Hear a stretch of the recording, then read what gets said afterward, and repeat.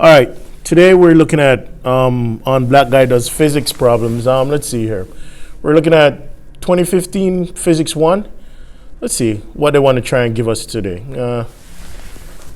First things first. You're looking at a problem. Initially, you just want to look at the diagram and see what concepts they're trying to throw at you. You know it's going to be some BS. Easy little concepts, so you just get it going. So first thing I see a pulley, I'm like, okay, great. Awesome. Thank you, AP. So this is definitely going to be a force problem. I also look and I see that they have dots. So once I see that they have dots, then I have to draw forces. I know for a fact that I want to write down the concepts that is true for forces. And in this particular case, I know that what's true for forces all day, every day is F net is equals to MA. And usually they're going to make it nice and easy for you. They're not going to put no ridiculous angles and all of that. So you already know that for this one also, it's F net X equals to MAX, F net Y equals to MAY. And that comes with rules, man. The rules are you have to break down things that don't look like in your vertical and your horizontal, but this is already vertical and horizontal, so you're good to go. You don't even have to worry about it at all. So that's the most thing they could otherwise ask you in this particular case. You could see is probably energy, but they would not give you energy because this is a physics 1 thing, so they wouldn't try to make it that complicated for you. Or let's see, some motion problem. But these are, maybe not. These are question marks, man. But you definitely know that this is going to be a force problem. All right, let's get it cracking. Now that we have primed our brains, let's see if we could actually get what they want us to get. 7 points, suggested time, 13 minutes. Okay, have a clock in my head. 2 blocks are connected by a string of negligible mass, so I want to underline that. Usually for all these problems, the mass is negligible of the string, and it passes over a massless pulley. So if the pulleys have no mass, then you don't have to worry about them having torque and all of that good stuff.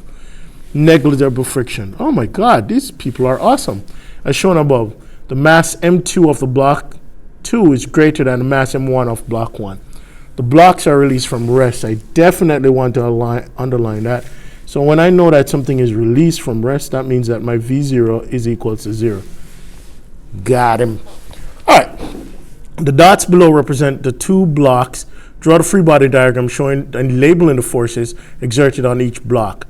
Draw the relative lengths. So I underline again relative lengths. Why? Because I don't want to make a mistake and lose some free points, man. They said relative length, so they're just telling you that, hey, which one is bigger than which one. So I could go on these dots, so nice and easy. For M1, I would draw. I know I have my weight that way, MG, M1G, got to label the 1. And since this is a pulley and the pulleys are massless and the string is massless and all that, that simply means that the tension in the whole system is the same. So M1 and T should have a tension going up here, M1, that's T. And over here, you should have the same tension, T. M2 is bigger than M1 from the diagram you could see, and they already told you that. So definitely, the weight of M2 has to be greater. Easy peasy. Thank you very much, AP. I appreciate that. All right, let's see what they're going to come with next. Derive the magnitude of the acceleration of block 2. Express your answers in terms of M1, M2, and G. So now you could see the reason why we primed our brains for what we have. It's just F net is equals to MA. So I know for myself, I don't like using these dots, so I like drawing my forces on the diagram. So I'm going to do a quick little thingy here. This is M2G. This is T. This is T. This is M1G. Now you could do this all nice and gangster and just do it as one system, but I like to take it slow because I have enough time and I know what I'm doing, so I want to take it slow. So I just want to break them down into 2 different systems. So that's what I'm going to do. I'm going to do for M1 For M1, I have T minus M1G should be equals to A. Are they moving or are they at rest? Determine the acceleration, A. Remember, for your acceleration, you want to make sure you be sure of the directions. So, if I go back to the diagram here, you're going to see that M2 is much more larger than M1. So the acceleration of this thing, let me put it in a different color. The acceleration of this one will be going down. And the acceleration of this one will be going up. You must also remember that the accelerations are the same because they have same magnitude, I should say, because they're connected together. You can't have two things connected together and the accelerations are different. That don't make sense, man. That make no sense at all. You can't be running with something and their different speeds or different acceleration. As long as the rope is taut, you're good to go. So, but the trick is you have to remember the directions. This one, the one on the left, M1 is going up. The one on the right, M2 is going down. So you have to put negative signs, okay? I choose up to be positive, down to be negative. Just stick with that all day, every day, and you'll be fine. So this is a positive that. For, let's see now, for M2, I would have, let's see here, T minus M2G, sorry, is equals to minus A. Now, I don't panic because I have two equations, two unknowns. In my classes, what I usually tell students to do at this point is check.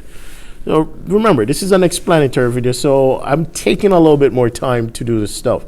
But you just check. I know M1 is M1, I know G is G, I know M2 is that, I know. So you have two equations, two unknowns. You could solve, man. So how do you solve this stuff whenever you have two equations, two unknowns? The thing that you're solving for, let's put an asterisk over that one. It's A we're solving for. I don't mess with that one. What I do, I solve for the unknown one that I have here, in this case, T.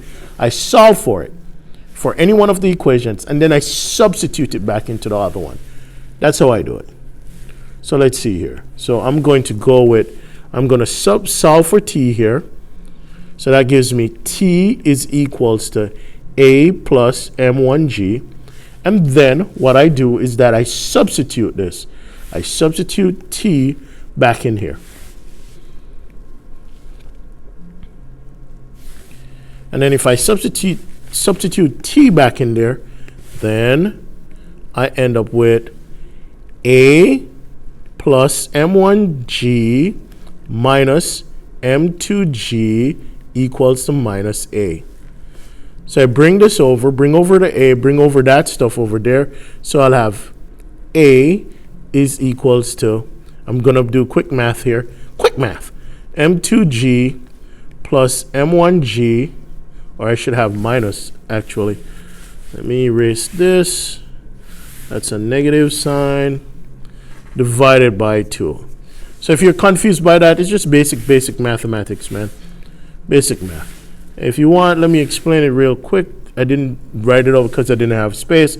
I brought over the negative A to the other side, brought over the other 2. So you have 2A is equals to M2G minus M1G, and then I just divided by 2. Nice and easy. Great, so we're almost there. Let's see. Block 3 of mass M3 is added to the system as shown below. There's no friction between the block and the table. All right, dope. I see that. Indicate whether the magnitude of the acceleration of the block 2 is now larger, smaller, or the same as the original 2-block system.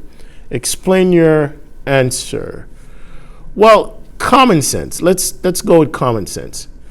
Common sense would tell you that now M2 will be pulling M3 plus M1. Because if I draw on here, let's just draw. So this is M2, G. That's the force that's moving the whole thing. So this thing is exerting a tension this way, but the same tension is pulling this thing this way. That simple means that this here is responsible for doing or moving this whole M1 and M3 together. So if that's the case, if the same weight is responsible for pulling more. That simple means that the acceleration A is going to decrease. Let me erase that. So A decreases. And that's because you're going to see here M2G is pulling more mass. So the net force is the same, or the force that is there is the same. So you could say M2G remains the same, but M increases. And that's it.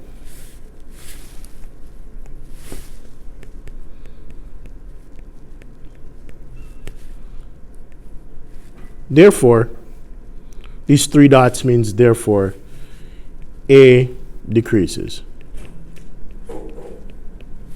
from F net is equals to MA. All right. Thank you very much, AP, for this wonderful question. Thank you for my 5. All right. Shoot y'all boy a question to let me know if you want me to do any problems for you. Leave your comment, subscribe, do all the good things that everybody else say, man.